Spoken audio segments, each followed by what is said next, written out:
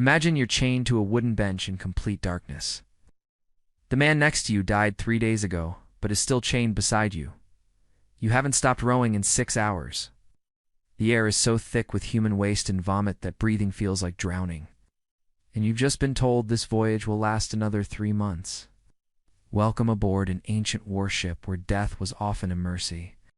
We romanticize ancient naval adventures, brave Greek warriors sailing to Troy, Roman fleets conquering the Mediterranean, Viking longships crossing unknown seas. What we do and talk about is that these ships were floating torture chambers, where men lived in conditions so horrific that hardened soldiers would weep at the sight. These weren't just vessels, they were wooden hells, where humanity's worst nightmares became daily routine. But before we descend into the putrid bowels of ancient ships, make sure to subscribe and hit that notification bell. Because if you think life at sea was bad, wait until our next video when we reveal what ancient armies actually did with their wounded. Spoiler, being left to die was the kind option. Now, let's start with the most horrifying aspect of ancient sailing: the men who were literally worked to death. The word galley slave doesn't capture the true horror. On Roman warships, condemned criminals and prisoners of war were chained to rowing benches in the ship's lowest deck. Not with regular chains, with permanent iron collars welded around their necks. These men would never leave their bench alive. They ate, slept, and defecated in the same spot where they rowed. When nature called, they simply relieved themselves where they sat. The waste fell through the bench slats into the BGE below, creating a toxic soup of human excrement, urine, and seawater that sloshed back up with every wave. The physical torture of rowing was unimaginable. Each oar weighed over 50 pounds. Rowers had to synchronize perfectly, or risk having their oar smash back into their chest, breaking ribs. The rowing master beat a drum to set the pace. Typically 26 strokes per minute for hours on end. Fall out of rhythm, and the overseer's whip would flay the skin from your back. Roman records describe rowers whose backs were whipped so severely you could see their spines. But the true horror was what happened when rowers died, which was often. The dead weren't immediately removed. During battle or storms, corpses remained chained to their oars for days or even weeks. Living rowers had to continue working beside rotting bodies, breathing in the stench of decay. One Greek account describes a ship where half the rowers were dead.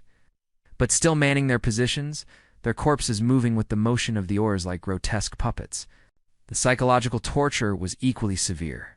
Quickly from exhaustion, the unlucky ones could survive for years in this living hell. Even free sailors lived in nightmare conditions. A typical Roman warship carried 300 men in a space smaller than a modern tennis court. There were no bunks, no privacy, no shelter from the elements. Sailors slept on the open deck, packed so tightly they couldn't turn over without waking others. During storms, waves would wash over the deck and men regularly got swept overboard. No one stopped to rescue them. The ship couldn't afford to lose momentum, but at least the deck had fresh air. Below deck was a different circle of hell. The hold of an ancient ship was a dark, airless coffin, reeking of rotting wood, stagnant billwater, and human misery. Temperature could reach 100 F. Men fainted from lack of oxygen. The smart ones tied themselves to beams so they would unfall into the BGE when they passed out. Let's talk about that bilgeage water. It's the most disgusting liquid on Earth.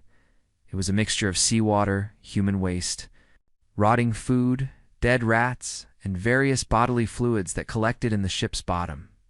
This toxic soup bred diseases we can barely imagine. Sailors who accidentally swallowed bilgeage water while working would vomit for days and often died from the infections. Yet this same water would splash up through the deck boards with every wave, coating everything and everyone. The lack of hygiene was catastrophic. There were no toilets on ancient ships. Sailors relieved themselves over the side if weather permitted. If not, they used buckets that would overturn in rough seas, spreading waste everywhere. During battles, men couldn't leave their posts, so they simply went where they stood. Roman naval records mentioned deck boards so saturated with urine that they rotted through mid-voyage. Bathing was impossible. Fresh water was too precious to waste on cleaning. Sailors might go months without washing, developing skin conditions that would make lepers look healthy. Boils, rashes, and fungal infections covered their bodies. Salt water made it worse. turning minor cuts into festering wounds that never healed. Ow. Surgeons reported sailors whose skin had fused to their clothing from the combination of salt, sweat, and pus. Parasites were everyone's constant companions. Lice infested every man aboard, laying eggs in hair, beards, and clothing. Sailors would hold competitions to see who could pick the most lice off their body in an hour. Fleas were so numerous that hammocks appeared to move on their own. But the worst were the rats. Ships.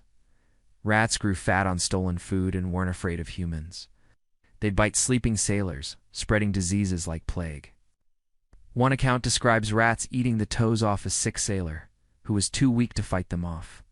Now imagine trying to eat in these conditions. Naval rations were a crime against humanity. The main staple was ship's biscuit, a rock-hard cracker baked months earlier. These biscuits were invariably infested with weevils, small beetles that burrowed through the bread. Sailors had two choices: eat the weevils for extra protein, or spend hours picking them out. Most chose to eat in darkness, so they couldn't see what they were swallowing. The biscuits were so hard they could break teeth. Sailors had to soak them in water to make them edible. But here's the thing about water on ancient ships. It was stored in wooden barrels that quickly developed algae and bacteria. After a few weeks at sea, water turned thick and green. Desperate sailors would strain it through their shirts to remove the chunks, but the taste was so foul that many preferred to drink their own urine. Yes, you heard that right. Urine was considered cleaner than ship's water after a month at sea. Meat was no better. Out.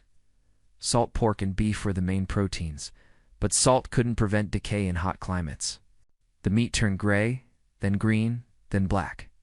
Maggots infested every barrel. Cooks would boil the meat for hours trying to kill the worst parasites, creating a gray sludge that sailors called sea soup. Ah! The smell was so bad that men vomited before they could swallow. Yet this was often all they had to eat for months. Fresh food was an impossible dream. Without refrigeration, everything rotted within days. Vegetables turned to slime. Fruit became breeding grounds for flies. The only fresh meat came from rats, which desperate sailors would catch and eat raw, because cooking fuel was too precious. One Roman account describes sailors fighting over a dead rat like it was a feast, but the real killer was scurvy. Without vitamin C, sailors' bodies literally fell apart. It started with fatigue and joint pain. Then their gums would swell and turn black. Teeth fell out. Old wounds reopened. In the final stages, sailors would bruise from the slightest touch and bleed from their eyes. The smell of scurvy was distinctive, a sweet, rotten odor that experienced captains could detect from across the deck. Ships would lose half their crew to scurvy on long voyages. Water was more precious than gold. Each man got about a quart per day, barely enough to survive in the heat. But barrels leaked, water spoiled, and supplies ran out. During calms, when ships couldn't move for weeks, water rationing became brutal. Men would lick morning dew off the deck. They'd drink seawater in desperation, which only hastened death. Captains had to post guards on water barrels to prevent theft. The search for water drove ships to take insane risks. They'd land on hostile shores where natives would attack. They drink from stagnant pools that caused dysentery. One Greek fleet lost more men to contaminated water than to enemy action, yet they had no choice. Die from thirst or die from disease. Speaking of disease, ancient ships were perfect incubators for epidemics. Hundreds of men crammed together with no sanitation meant illnesses spread like wildfire. Dysentery was the most common. Imagine hundreds of men with severe diarrhea and nowhere to go.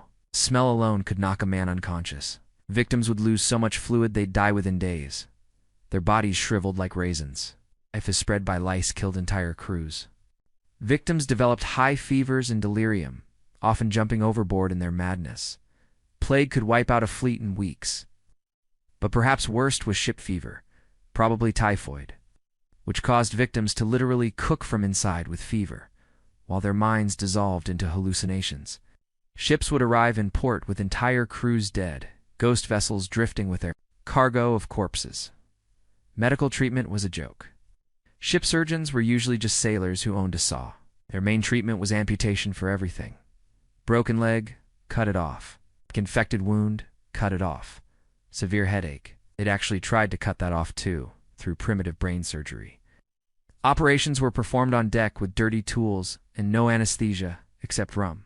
Men bit on leather straps while their limbs were sawed off. Many died from shock. The survivors usually died from infection days later. The surgeon's other favorite treatment was bloodletting. Sick? Drain some blood. Injured? Drain more blood. Dying from blood loss? Somehow draining even more blood was the answer. They'd use rusty knives or even worse, leeches kept in jars of stagnant water. These leeches often carried diseases worse than what they were meant to cure. Injuries were constant and crippling. Falling from rigging meant certain death or paralysis. Ropes would snap under tension, whipping across deck and taking off limbs. During storms, loose cargo would slide across deck, crushing anyone in its path. But the most common injury was hernias from the constant heavy lifting. Sailors would stuff their protruding intestines back inside and keep working. What choice did they have? Battle injuries were horrific. Greek fire, an ancient flamethrower, would coat ships in burning oil that couldn't be extinguished with water.